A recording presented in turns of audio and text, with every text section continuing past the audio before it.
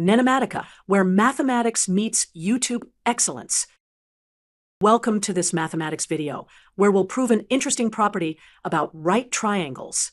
We'll show that for any integer n greater than 1, the three numbers n squared plus 1, 2n, and n squared minus 1 can form the sides of a right triangle. Let's start with our example problem.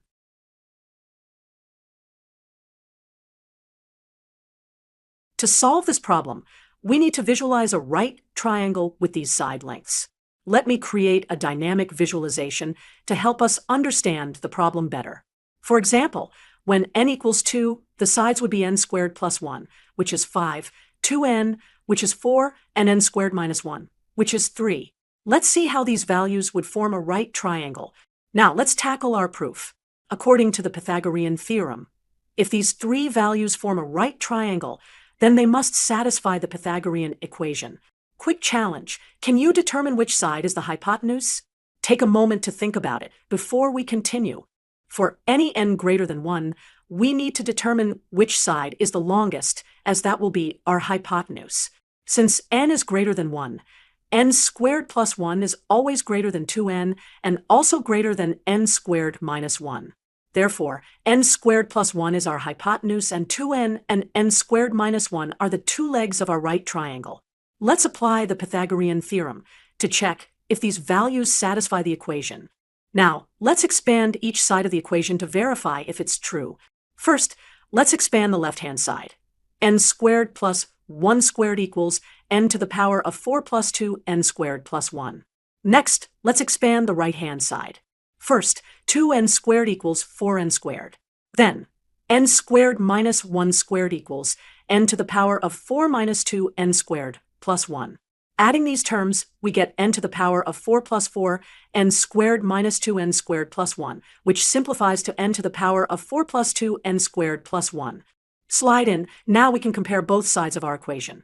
The left side equals n to the power of 4 plus 2 n squared plus 1. The right side also equals n to the power of 4 plus 2 n squared plus 1. Since both sides are equal, we've proven that the Pythagorean theorem holds for these three values, n squared plus 1, 2n, and n squared minus 1. This means that for any integer n greater than 1, these three values will always form a right triangle. Let's visualize this with a few examples for different values of n. When n equals 2, we get the sides 5, 4, and 3, which form the well-known 3, 4, 5 right triangle. When n equals 3, we get the sides 10, 6, and 8, which also form a right triangle. When n equals 4, we get the sides 17, 8, and 15, which again satisfy the Pythagorean theorem. In this video, we'll work through a step-by-step proof for a system of equations.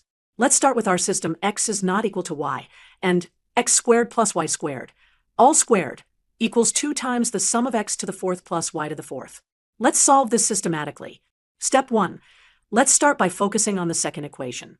We have x squared plus y squared, all squared, equals 2 times x to the fourth plus y to the fourth.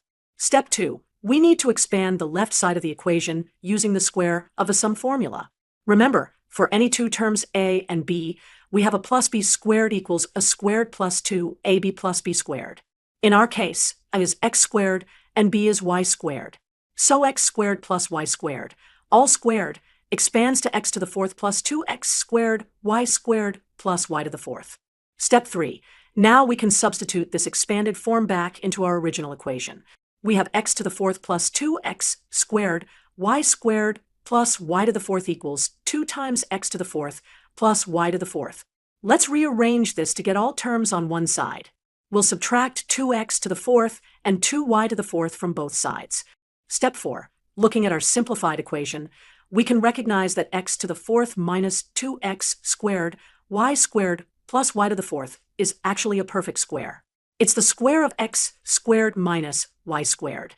So our equation becomes x squared minus y squared, all squared, equals 0. Step 5. For a squared term to equal 0, the term inside the square must equal 0. So, x squared minus y squared equals 0, which means x squared equals y squared. Taking the square root of both sides, we get x equals plus or minus y. Step 6. Now we need to remember our initial constraint that x is not equal to y. Since x cannot equal y, the only valid solution is x equals negative y.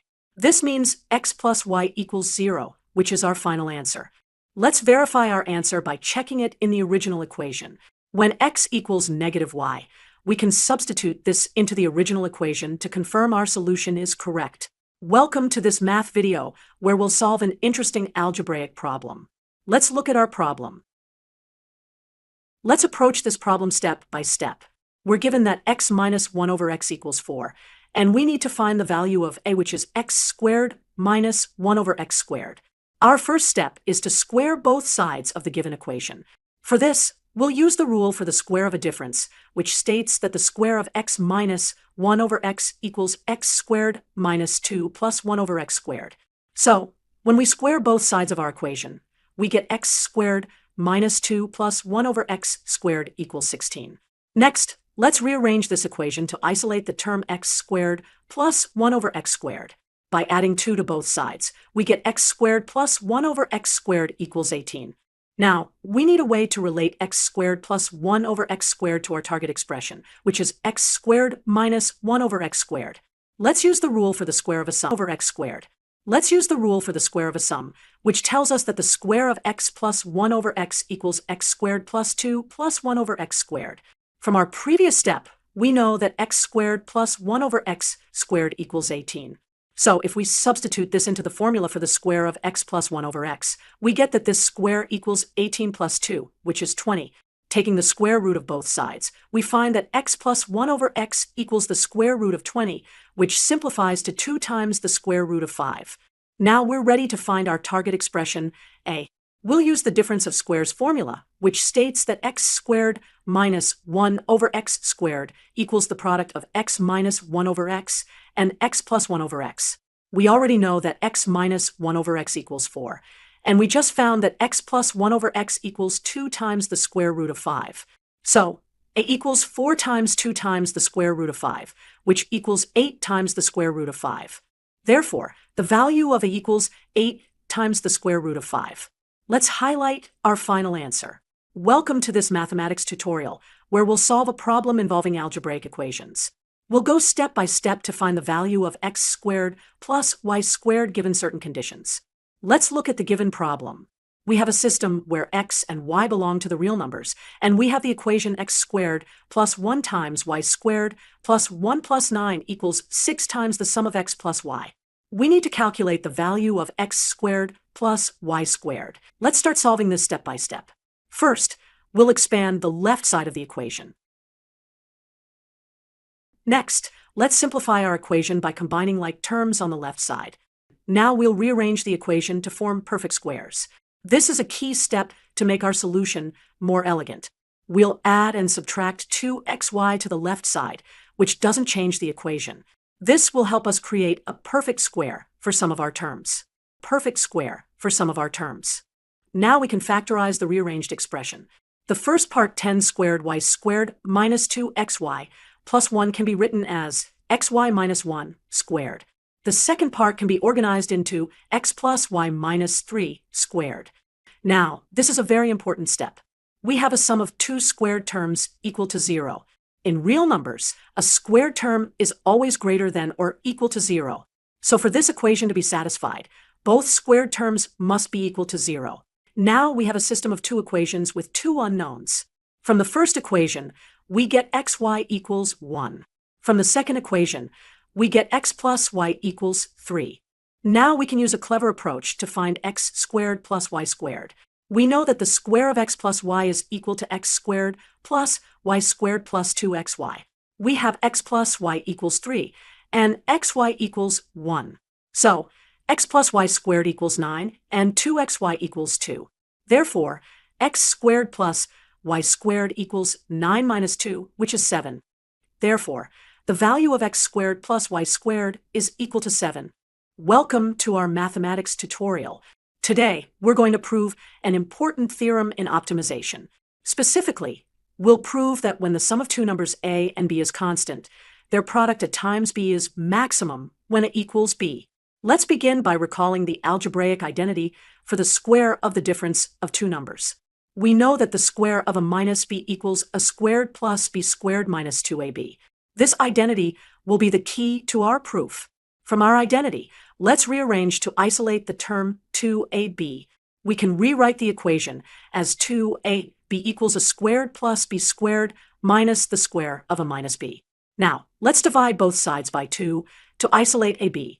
This gives us ab equals 1/2 times the quantity a squared plus b squared minus the square of a minus b. We can also write this equation in a slightly different form. ab equals 1/2 times the quantity a squared plus b squared minus 1/2 times the square of a minus b.